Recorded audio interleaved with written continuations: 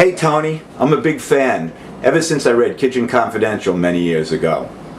Anyway, last Christmas we headed down to Cali, Colombia to meet my fiance's family.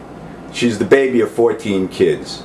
On Christmas Day we headed out to Yumbo, a small town outside of Cali, and headed up to one of the brothers' small fincas out there.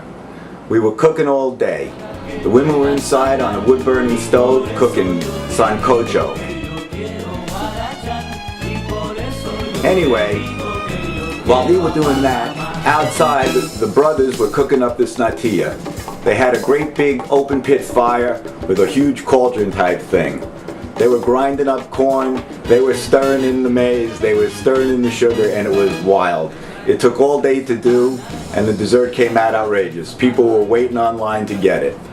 Anyway, the rest of the week while we were in town, we hit tiendas. There were salsa squares, there's people dancing salsa in the streets, Tony. It's wild.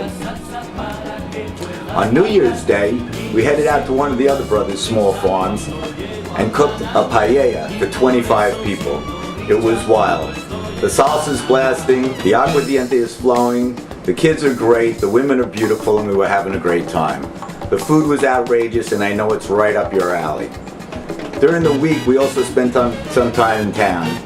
There's tiendas everywhere. They're selling street food on a stick. There's meat on a stick just like you like it, Tony. Corn on the cob, roasted out on the streets, and the food was great.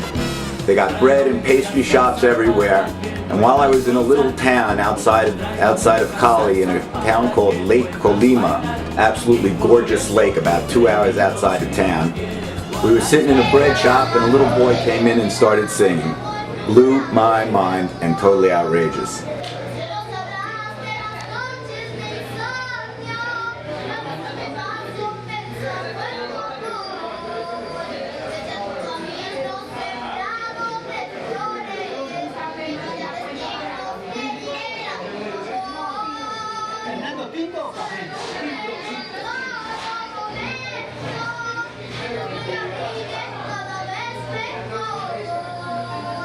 So come on down and let's have a good time in Cali, Colombia. Adios, Tony. Practice up your Spanish.